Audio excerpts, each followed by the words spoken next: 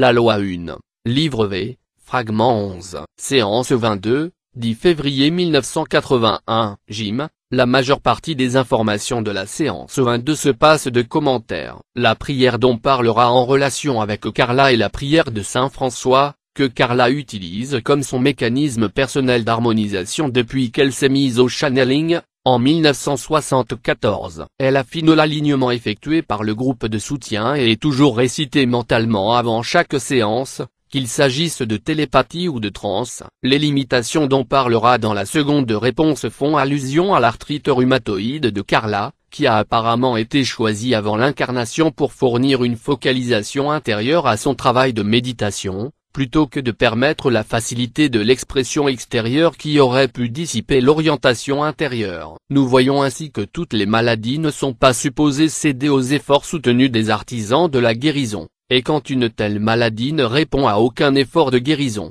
alors on peut se demander quelles opportunités d'apprentissage et de service sont ouvertes par cette maladie. Ra a même mentionné à la dernière phrase que son acceptation de ces maladies et limitations atténuerait la souffrance qu'elle lui inflige. Carla, cela a été distinctement étrange de me promener parmi des arômes d'origine non définie. Il m'a semblé, tout au long de cette période, que je devenais de plus en plus sensible, et de moins en moins vibrante en tant qu'être humain. Je suis certaine que la constante perte de poids a renforcé ce sentiment d'être Alice au pays des merveilles. À ce jour, je continue à avoir un véhicule physique très sensible. Néanmoins, mon corps jadis petit a grandi d'une taille pré-ado 5-8 jusqu'à son actuelle taille de 14-16, un gain de poids double du poids le plus léger que j'ai atteint au cours du contact. Juste pour dire où le normal se situe pour moi, j'ai pesé, d'une année à l'autre, entre 115 et 120, je paraissais très normal à ce poids. Il a été intéressant de ressentir les différents poids que j'ai eus,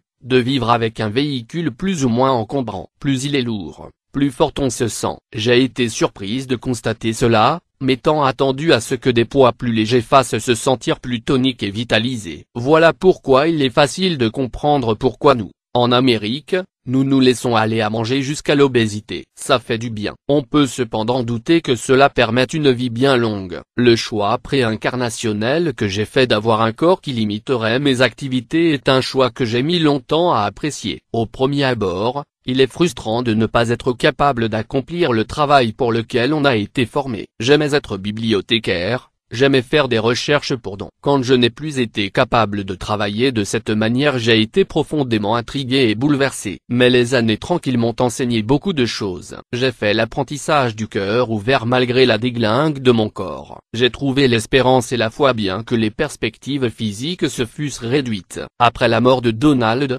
j'ai été moi-même près de mourir et, en 1992, quand enfin j'ai pu faire virer ma barque, j'ai senti l'étreinte de la mort se relâcher et disparaître. Mon expérience actuelle est de vivre dans un véhicule physique qui fonctionne à peine. Prenant pas moins de 7 médicaments, je marche sur le fil du rasoir, entre en faire trop et ne pas en faire assez. La chose qui n'a jamais changé tout au long de cette expérience est ma volonté d'aider les missionnés de cette planète. Toutes les différentes aptitudes que j'ai dû abandonner ont leur place dans mon travail avec des gens qui rencontrent des difficultés sur leur voie spirituelle. Et ainsi je me sens enfin pleinement utile. Mais je sais bien que nous sommes tous utiles, non pas par ce que nous faisons ou disons, mais par la qualité de notre être. Séance 22, 10 février 1981. Interlocuteur, l'instrument voudrait vous poser quelques questions. L'instrument voudrait savoir pourquoi elle sent une odeur d'encens plusieurs fois par jour en des endroits divers. Ra. Je suis Ra. Cet instrument a passé sa vie à se consacrer au service.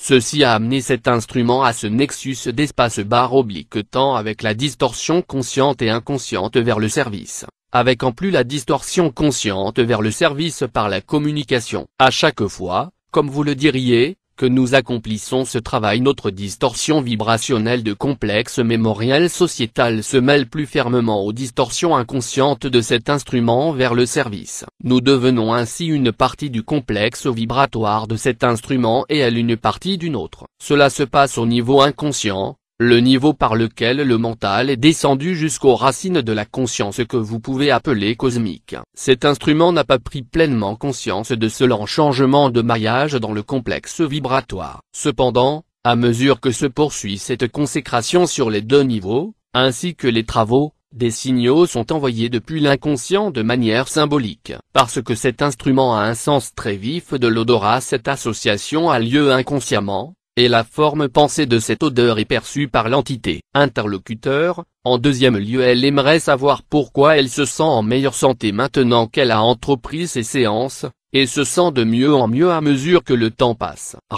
Je suis Ra. Ceci est une fonction du libre arbitre de l'entité. Cette entité a, pendant de nombreuses de vos années, prié un certain ensemble de complexes vibratoires sonores avant de s'ouvrir à la communication. Avant que l'état de transe ne soit atteint, cette prière restait dans la portion consciente du complexe mental et, bien qu'utile, elle n'était pas aussi efficiente que la conséquence de cette prière, ainsi que vous appelleriez ce complexe vibrationnel sonore, qui s'en va alors directement vers le niveau inconscient, affectant alors plus sensiblement la communication en provenance du complexe spirituel. Également, cette entité a commencé, étant donné ce travail, à accepter certaines limitations qu'elle a placées sur elle-même afin de préparer le terrain pour les services qu'elle rend maintenant. Ceci est aussi une aide au réalignement des distorsions du complexe physique par rapport à la douleur.